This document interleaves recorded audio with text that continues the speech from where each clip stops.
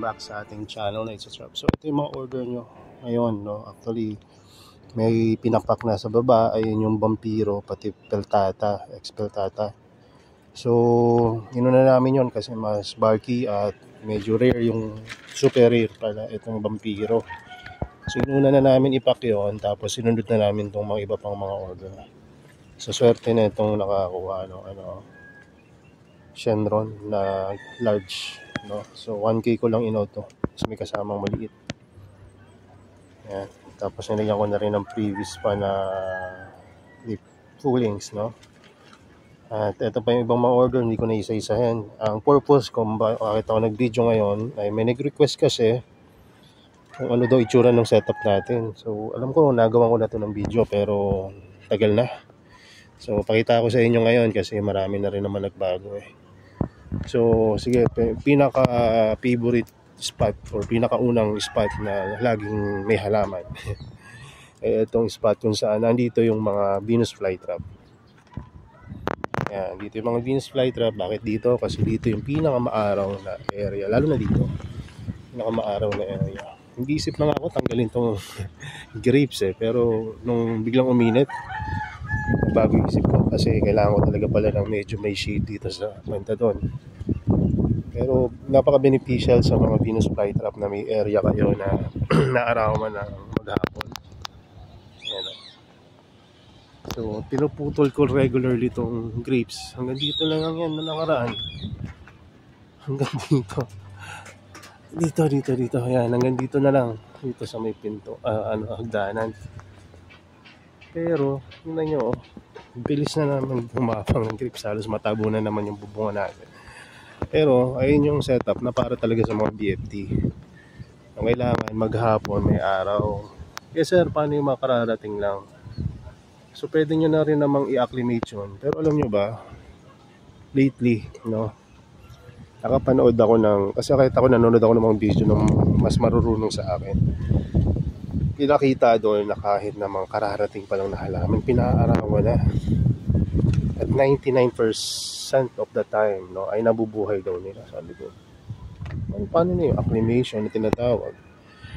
So ang ginawa ko nga, may dumating na sa abroad, sa Europe ng mga plants, no, nagpasabay ako dun sa isang tropa. At ang ginawa ko, nilagay ko agad sa arawan. Tapos hindi naman ang itim. Ayan o. Ito pa.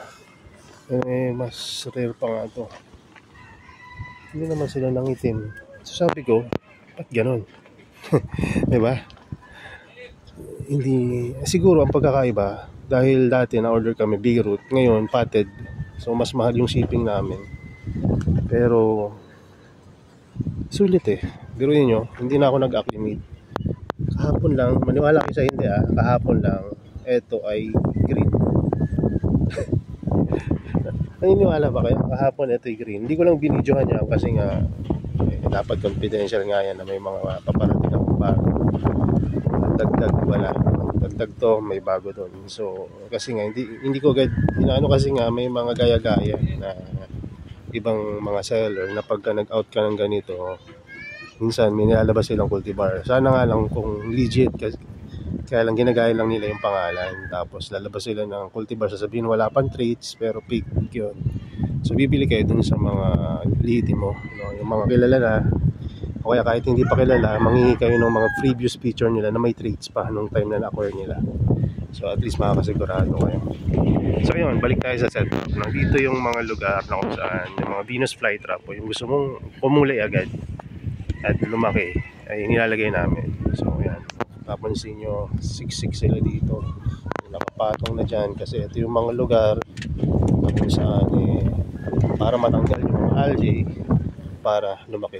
So yan, dito pala hinahanap ko size reference. Kung mapapansin nyo, hindi na ako naglalagay ng size. Ito wala yung piso na paborito, nandun lang pala. So yan, basta nandito yung mga lugar na kung saan pinaarawan natin yung mga Venus flytrap. Sa baba, pwede rin BFT dyan. Pero yung ilagay yung BFT kung medyo may shaded na ganyan.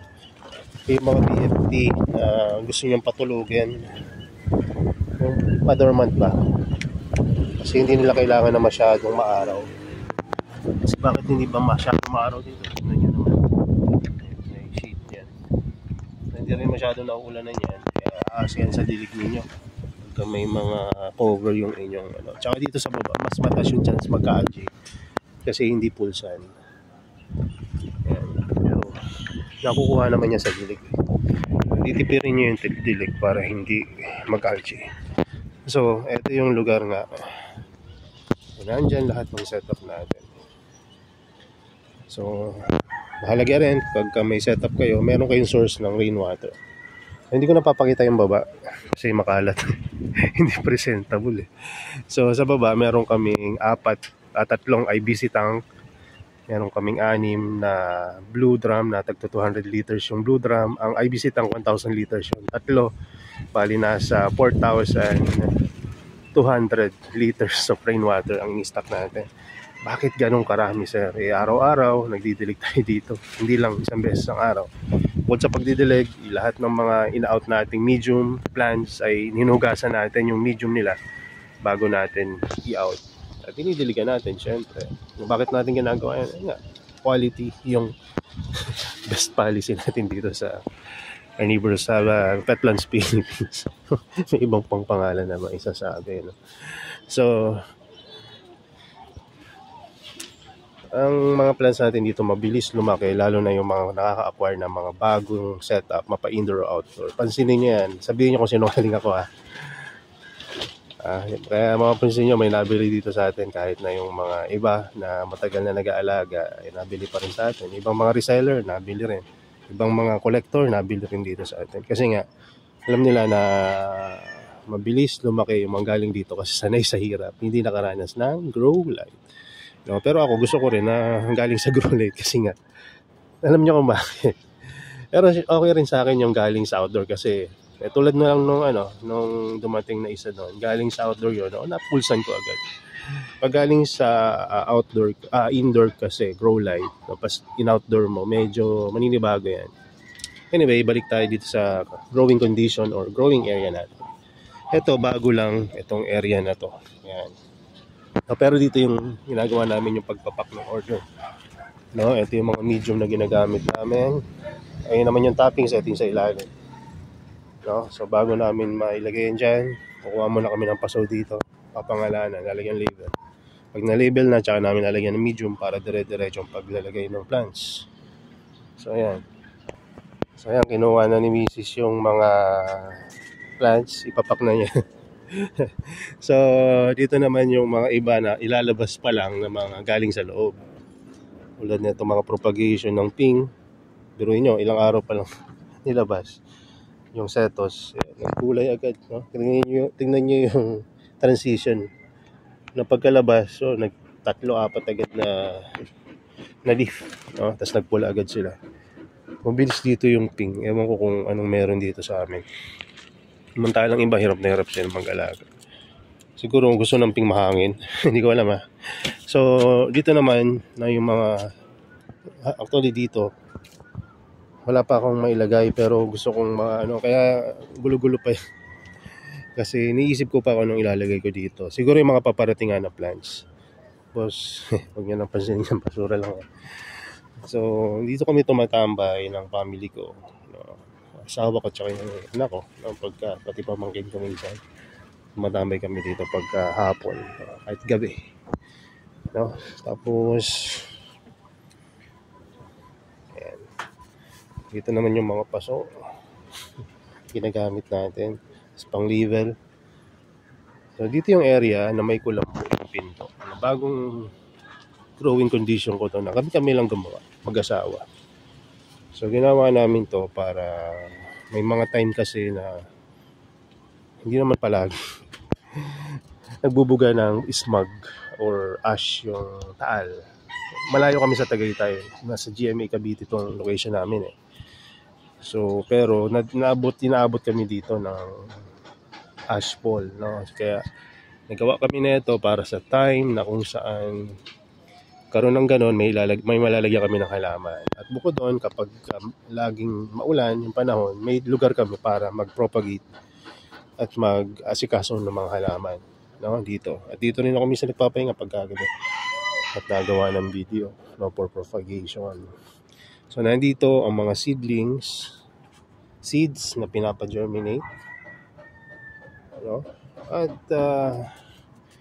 dito rin yung mga halaman na ina-acclimate pa natin, or kumbaga may TLC ba, kumbaga hindi natin pinaparanas agad ng sobrang hirap na dito natin nilalagay, parang ICU natin, pero hindi naman talaga ICU kasi low humidity pa rin dito kasi kulambo lang yan, wala namang plastic dyan, kulambo lang yan. Ito lang yung plastic, no, sa taas gilid, no, pero ayun, kulambo rin yan, no.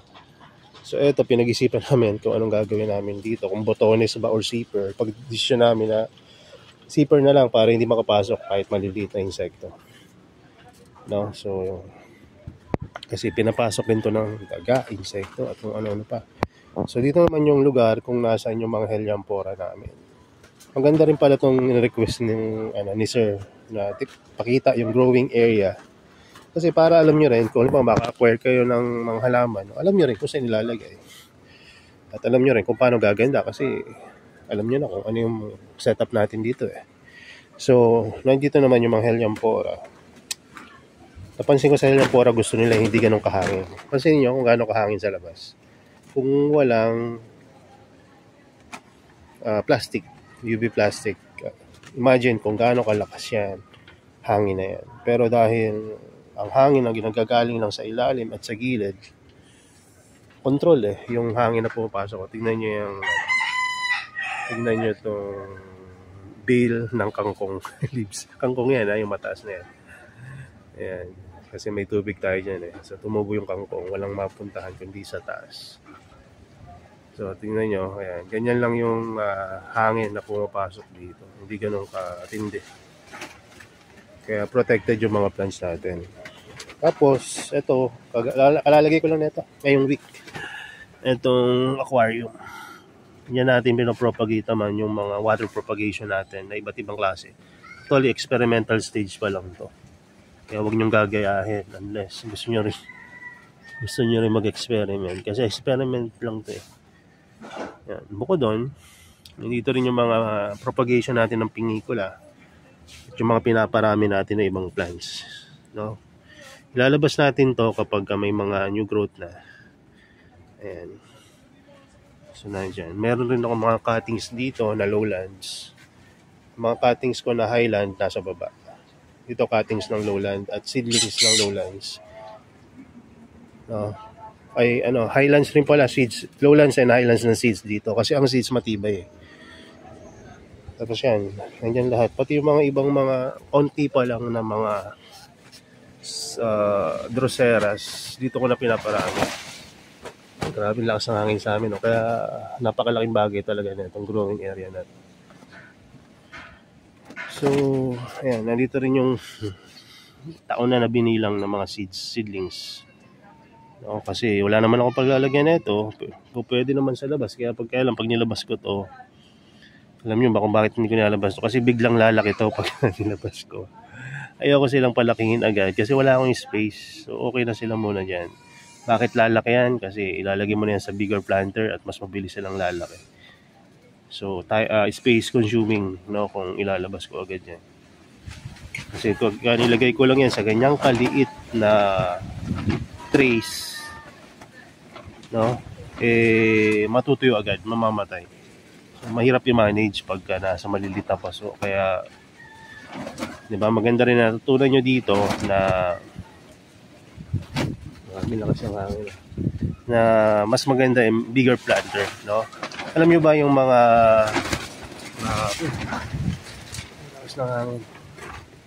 ayan, isa yan sa mga diba, hindi ako nagbibiro nung sinabi kong laki sa hirap yung mga halaman ko dito. Grabe hindi lang isang beses nangyayari ito Madalas ito mangyari. Mapapansin nyo yan sa mga video ko, no, ng mga nakaraan. Ganyan kalakas yung hangin dito. Kaya kung hindi kami gumawa na itong UV plastic, ito matibay UV plastic Kaya hindi yan basta ganyan tulad niya nung mga plastic lang na makapal din yan. White horse yung pinakamakapal at pinakamalaking white horse sa plastic. Sira agad. No, pero kung UV plastic matibay, basta't makapal yung bilhin nyo kung sakali maglalagawa kayo ng setup na to. Or the best is magpagawa talaga kayo ng greenhouse. No, siguro kung ibabalik yung nakaraan, no, siguro mas pipiliin ko yung greenhouse na hindi masyadong kulob. No, mas gusto ko yun. Kasi mas mura yon at mas efficient yung space. Kung may malaki kayong lugar. Kasi sa amin wala akong malaking lugar eh. Kaya ginawa ko na lang pataas yung yung setup ko. So, nasa na ba tayo? So, ayun. Sa malalaking paso, mas maganda yung mga plants natin pag sa malalaking paso. Matagal matuyuan at hindi agad umiinit yung paso at medium. So, kailangan nyo rin ng mga gamit sa growing area like gunting at tweezer. So, lagi kong ginagamit yan. Kaya, bumili na naman ako ng gunting. Dahil yung gunting ko, na pumurol. Ginamit ko sa pagkating ng depensa. Yung napakaliit na gunting na sira tuloy. So, yun. Saan na ba? Baba naman tayo para makita nyo ibang setup. Basta yun wala akong tinatago na setup sa inyo. Ayan. Hindi ko na rin naman sinasabi na kung gagayahin nyo tong setup ko ay magiging successful kayo. Kasi bukod sa setup at growing condition, nandiyan na rin yung sipag at pinakamahalaga sa lahat yung pananalaman. Magpipray ka talaga literal. Relax ka. At ang Panginoon talaga, totoo yan eh. Hindi lang naman yung kwentuhan o myth. Ano yan, kumbaga totoo yan. Kahit na anong denomination mo o relihiyon. Naranasan ko na rin naman na makilala yung Diyos. Kaya, yung kung totoo. Challenge yun na ikilalanin nyo rin yung Diyos na sinasamba ninyo. Para malaman nyo yung hindi lang nababasa yun o naririnig nyo. Totoo talaga na may Diyos. Anyway, nandito tayo sa growing condition.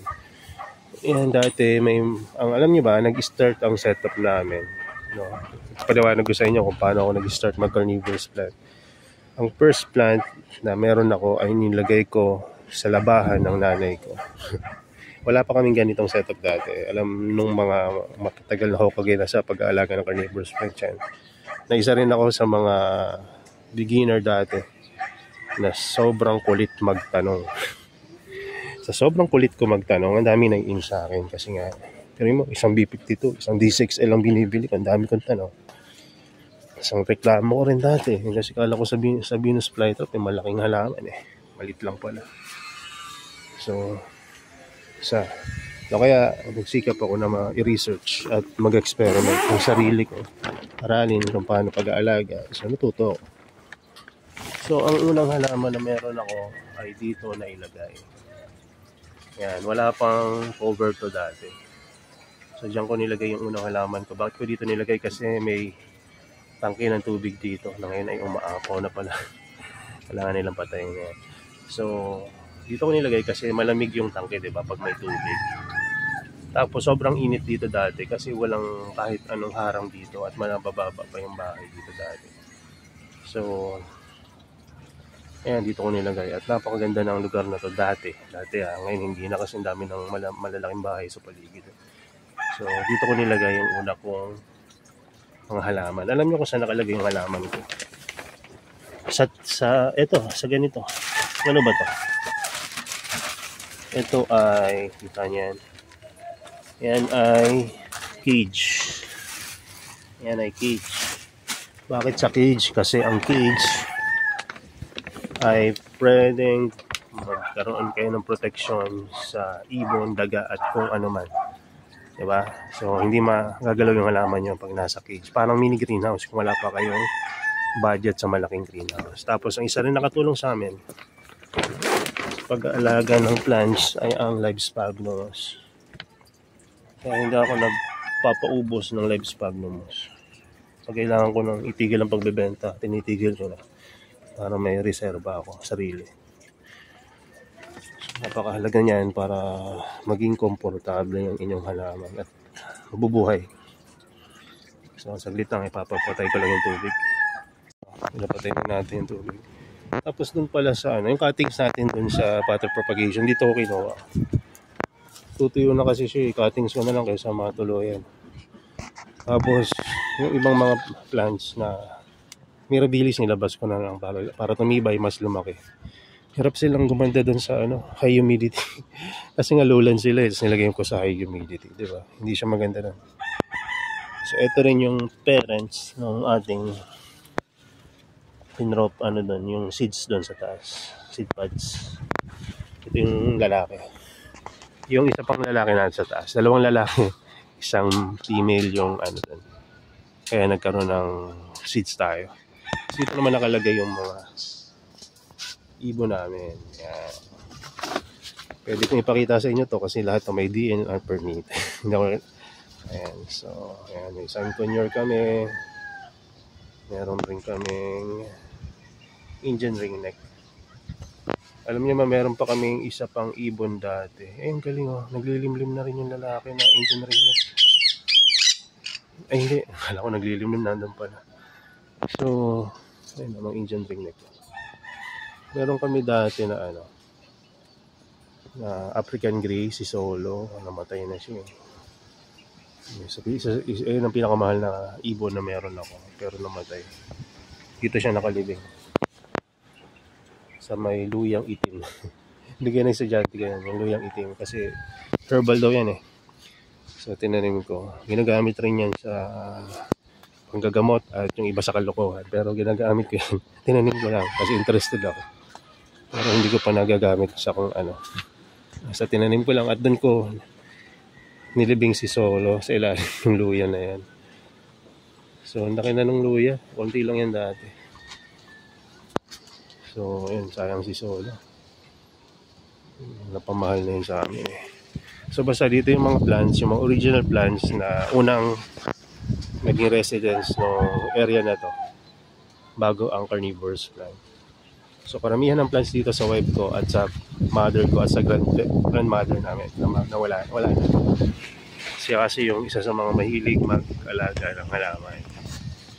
Nung time na mahilig sila mag-alaga ng halaman, ako wala akong kahilig mag-alaga ng halaman. Hindi nga ako nagdidilig tamad ako magdilig. So sa carnivorous plant ito yun, doon na ako nalulong. So after kung maparami yung plants doon sa baba, doon sa may sa may tangke ng tubig, masyado na sila marami to the point na wala na akong mapaglagyan.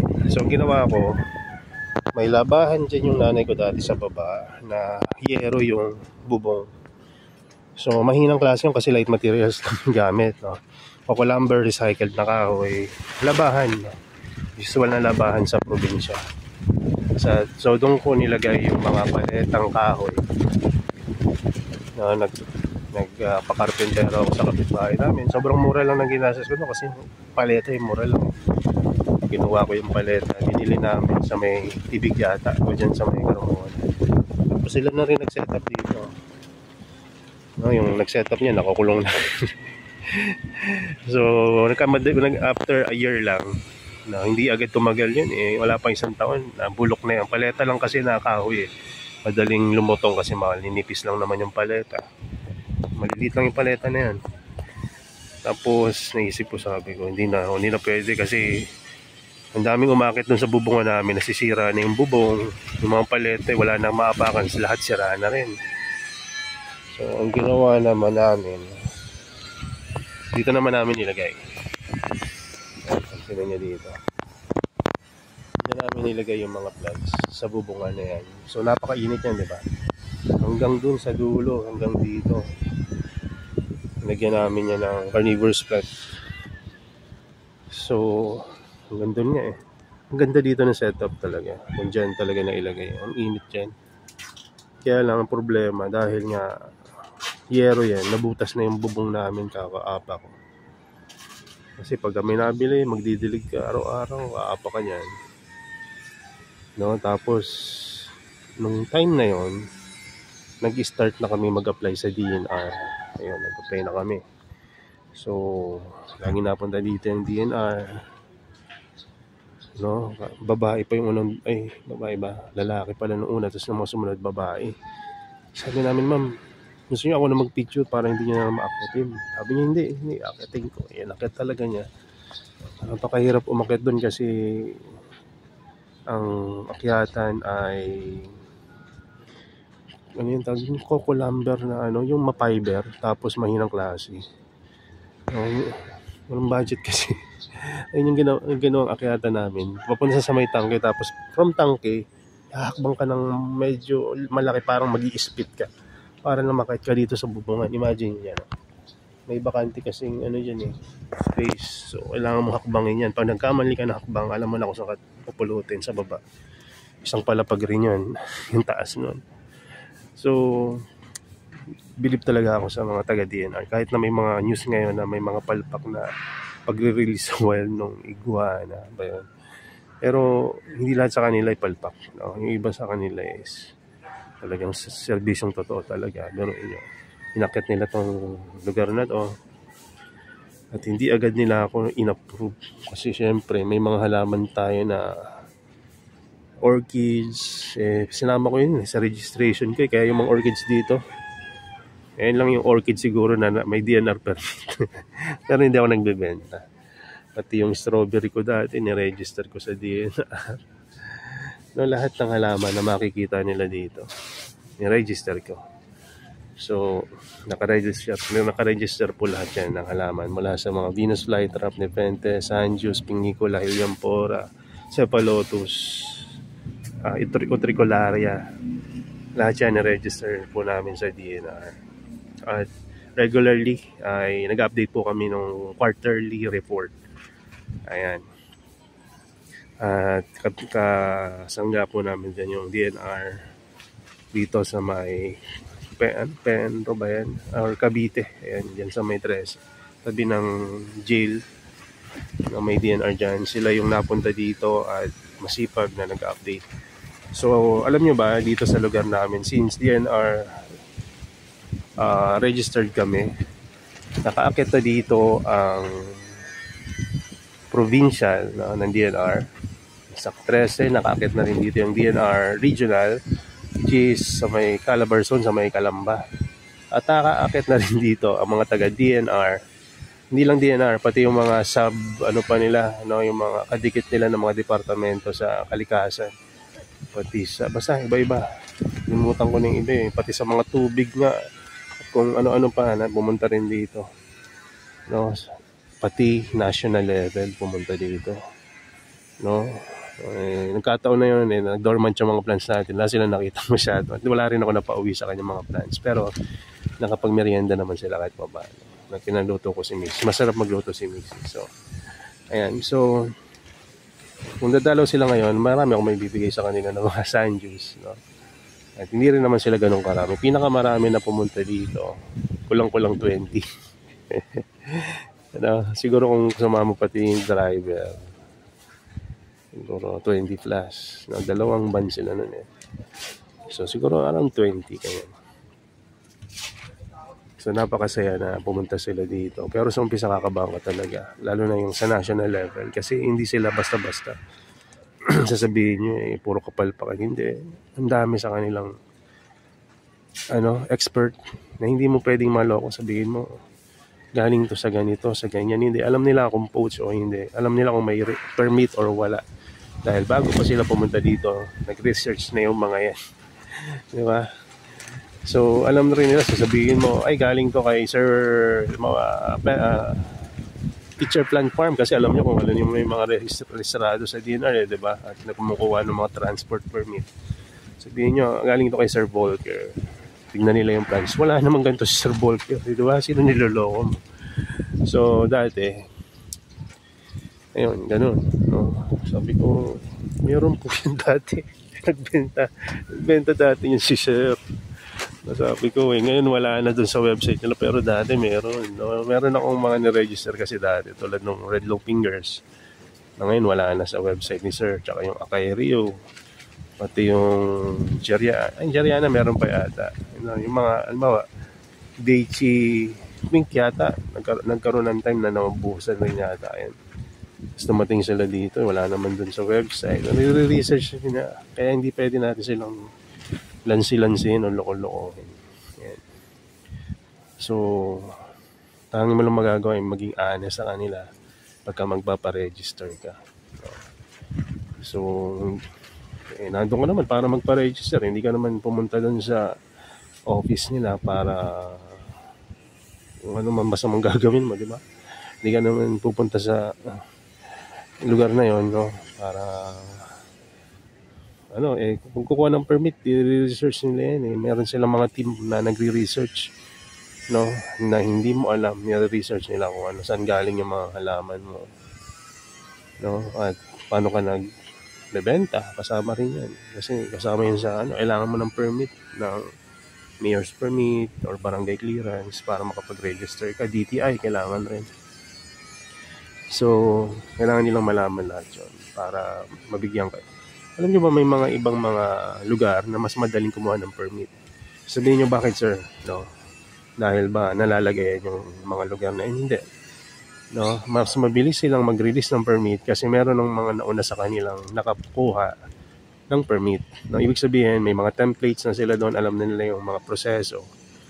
So ano ba yun? Advantage ba yun, sir? Advantage yun kung doon kayo sa mga lugar na yun. So, anong mga lugar yung mas mabilis makakuha ng permit? So, yung mga sa NCR. No, syempre, dyan yung marami mga nag-aalaga. Manila. Yan. So, yan.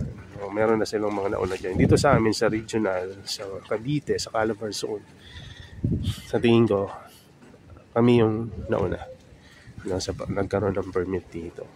Sumunod, yung insectivines, tama ba? Tama, yung si Sir Owen. Kasi kasabay ko rin siya. Nung nakakuha ko ng permit siya naman, pati yung butterfly farm dyan sa Maysilang, kasabay ko yun na kumukuha kami ng permit. No? So, nagkaroon na sila ng permit nga, kaya masaya. So, anong advantage pag may permit ka? Unang-una, lihiti mo ka na pwede kang mag-alaga, magparami ng mga exotic na mga plants na to. No? Pangalawa, ano ba yung advantage? Bukod doon, wala kang kaba. No? Kahit na may mga alaga kang ganito at may mga marites na magsumbong sa'yo na may alaga kang Venus flytrap, hindi ka mapapano. No? Kasi kung halimbawa, no, meron kang Venus flytrap tapos nabili mo pala yung poach. No? Poach, wala naman tayong BFT sa Pilipinas. Poach, maaaring galing sa ibang bansa, hindi lang naman galing sa Pilipinas. So, medyo safe ka. So, hindi rin naman ibig sabihin na may DNR permit ka, absuelto ka na sa lahat ng mga pwede mong gawin. No? So, pagka may permit ka na, mas magiging maingat ka sa pagbili. Sa pag-aalaga, pagpo-post sa social media. Sabihin mo ba, sir, na lahat ng mga plans mo dito, lihitin mo nakuha mo sa sa mga legit suppliers? Sasabihin ko sa inyo, hindi. Honestly, hindi. Since yung mga binilang ko, wala namang mga permit karamihan. No? Maganda lang, may mga conversation kami. At nung tinanong ako ng DNR kung saan galing itong mga plans na to, sinabi ko talaga yung totoo kung saan ko nakuha. So, at siguro sa 10 na binigay ko sa kanila ng mga pangalan, may isa or dalawa doon na sabit. Bakit sabit?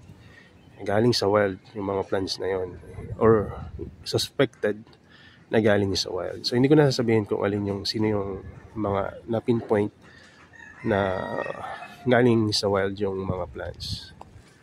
So anong nangyari? So ayun, no? So talagang ginisa nila ako. At kumbaga may election talaga na dapat sa lihiti mo ka kukuha. At mag-ingat ka, ito sa inyo ng mga nakikinig talaga. Mag-ingat kayo sa pagpo-post sa social media. Hindi sa lahat ng oras maluwag sila. No, baka mapatawag tayo sa kung saan, kung sakaling magpo-post kayo ng mga halaman na galing sa web. Napakadali naman kasi malaman pagkagaling sa web.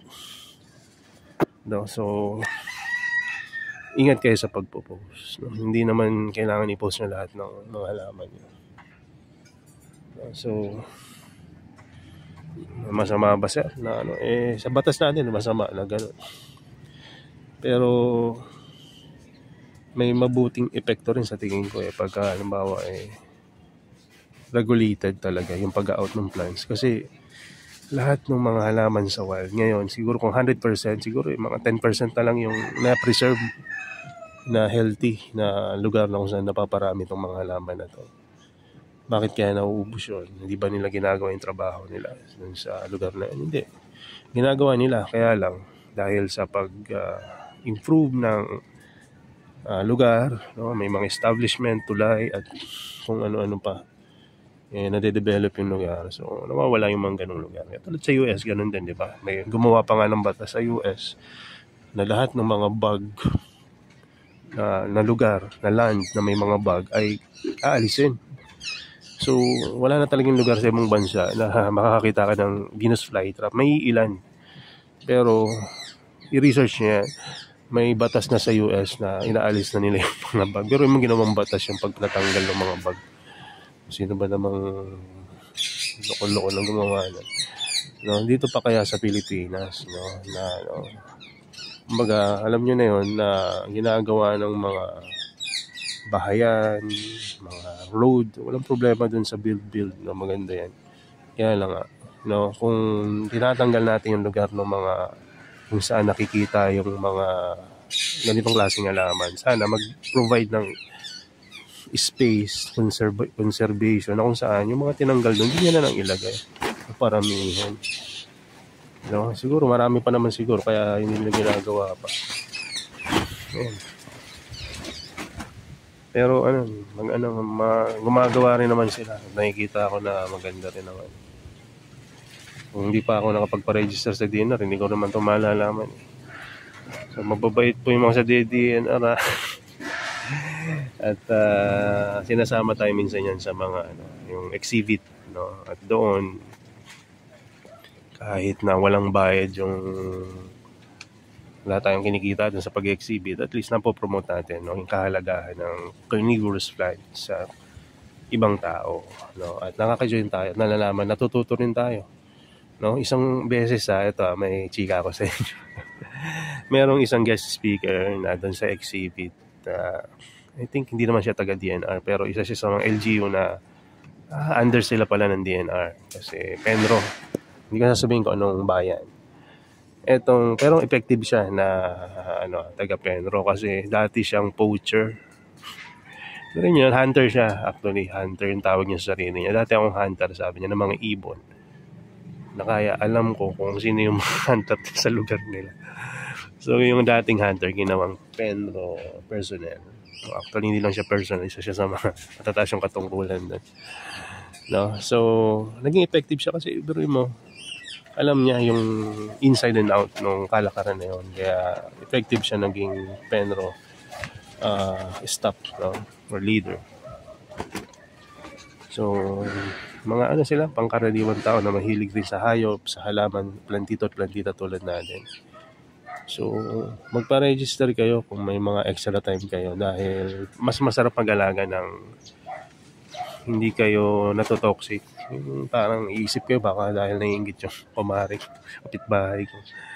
So, may sumbong ako na may mga ganito kong halaman na picture na hindi naman nila alam yan na seed grown yan.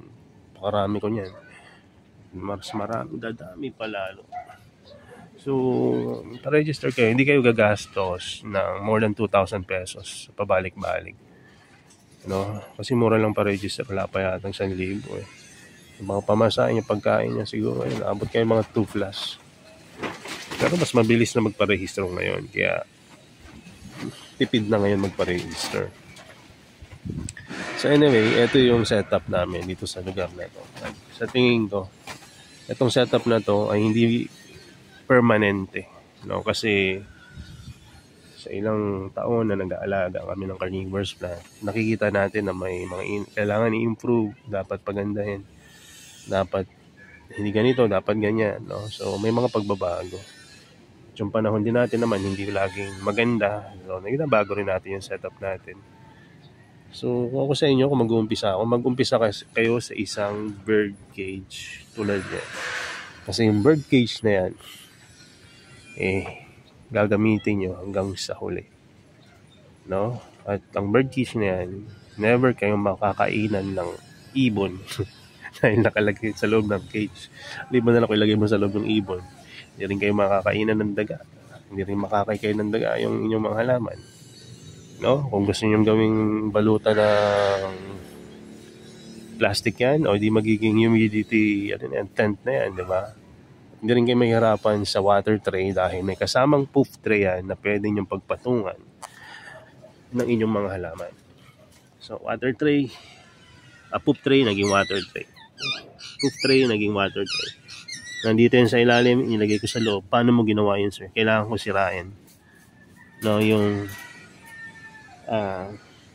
hindi pala, ito pala pwede kasi may mga iba na ang hirap tanggalin. So, sinisira ko minsan yung cage. Pero, madali namang ibalik eh. So, yun. Tapos, huwag kayong tama rin sa paghugas ng medium. Mahalaga yun. Maawa kayo sa mga halaman nyo at sa mga, kung nagbibenta na kayo, sa mga bibil sa inyo. Hugasan nyo yung medium nyo. Kahit na may algae yan, hugasan nyo pa rin. Tatanggal yung algae nyo pag hinugasan nyo. Basta't bumaba yung minerals ng medium, okay na yun. So, magiging healthy na yung plants doon. Mahirap ba mag-alaga ng carnivorous plant? Mahirap kung wala kang alam sa pag-aalaga. At hindi ka pa nag-aalaga dati. Pero kung panonoodin nyo, pagtsatsagaan nyo panoorin yung mga guide sa internet, hindi lang sa aking YouTube channel, matututo kayo. Ang kagandahan lang na nanonood kayo dito sa channel ko, Philippine setup, no? Hindi natin sasabihin ng pagka-umisnow, okay lang. No, kasi wala namang snow sa atin. So, kumbaga, mas accurate, hindi nyo na spoon feeding, kumbaga. Pero, hindi naman to, ibig sabihin nandyan na yung pagkain sa harapan nyo. Sinusubo na sa inyo. No, okay na yun, no? So, kailangan nyo rin isipin kung bagay ba tong setup na to na sinasabi ni Sir Brian sa setup ko. So, yun. Kasi hindi naman tayo lahat may lugar kung saan may full sun, di ba? So, kung ganun, kung lagay nyo lang kung saan talagang naarawan ng lugar, yung pinakamaaraw na lugar. Kung wala talagang araw sa tabing bintana po, pwede yun. Bubuhay mo pa rin yung halaman doon dahil may reflective light pa rin naman, wala nga lang direct sunlight. So, lalaki pero hindi magkukulay na mabilis. Magkukulay pa rin pagka nagtag-init. Kasi minsan, hindi lang liwanag yung hinahanap ng halaman, pati temperature. So, yun. So, mahalaga rin na pagka may setup kayo na ganito, nagtatanggal kayo ng mga damo-damo, no? Madalas kayo mag-propagate para natututo kayo. Dumadami yung halaman mo, may mga backup ng halaman, hindi ka naubusan. So, mahalaga rin na may mga non-carnivorous plants sa paligid. Kung lugar nyo naman ay sobrang init, no? Tulad ng lugar na to. Kaya ako naglagay ng mga grapes dyan na namumunga yan, ha? Passion fruit na namumunga rin yan. Mulberry na minsan namumunga. No, ay dahil kailangan ko ng non-carnivorous plant para mag-add ng drop in temperature, humidity, and quality ng air. No, so may mga video tayo tungkol dun. So yun lang, no? Pagka may setup kayo, kailangan nyo na lang regular na pagdidilig. Magpipray kayo. Gawin yung healthy yung sarili nyo. Pagkagamit kayo ng mga chemicals, ingatan yung sarili nyo. Yun lang. Kasi ayun yung ayun kasi tutumbok ng mga tanong na yun. Bakit pinapusong makita yung setup? Siyempre. Gusto nyo rin siyempre magmanda yung mga plans ninyo. So, mas madali nga yun pag makikita nyo. Tsaka hindi na kami nagpapapunta dito. Siguro kung magpapa-walk-in kayo, bibili kayo ng halaman, siguro bihira kaming umuoo. Hindi ba na lang kung sobrang lapit yan lang talaga dito, pero minsan talaga pag busy hindi na kami nagpapapunta kahit taga dito pa sa GMA. So minsan meet up na lang dito sa harapan ng munisipyo kasi harapan lang kami ng munisipyo ng GMA. Tapos noon kung pupunta pala kayo dito, siguro din nyo lang na medyo marami-rami bibili nyo para naman sulit yung punta nyo. Na makakapili naman kayo ng good size. Pero syempre, iba yung presyo ng pagka mas malaki. Anyway, yun lang muna. At kung may mga tanong pa kayo bukod sa mga sinabi ko, ay welcome kayo, no, na magtanong dyan sa comment section. At syempre, paano namin kinukulik yung tubig? No, hindi mapandilig dito. Alulod. Lahat ng bumabagsak na tubig sa alulod, Merong alulod dyan na may rekta dyan sa IBC tank. Meron din passive filter para hindi sobrang dumi ng tubig na pinandidirig namin dito. So, yun lang. At pasensya na kung hindi ako nakalibot ng gusto. Kasi inisip ko nga, kita ko sa taas eh. Pakita ko sa inyo. Pero hindi naman mahalaga yun kasi hindi naman growing area yun eh. Taas na yun eh. So, wala pa tayong camera na nabibili eh. Inuna ko yung mga halaman na bago. Napakarami nating halaman na paparating ngayon, no? Pero sasabihin ko sa inyo yung mga bago kapag dumating na at maayos at buhay na. Kasi may mga plants na dumating dito, puti na yung rhizome at tunaw agad after ng ilang araw. At kahit na mas kasi pag walang medium, natutunaw agad sila. So yun lang at salamat sa inyong panonood. God bless po. At ingat po kayo palagi. Bye!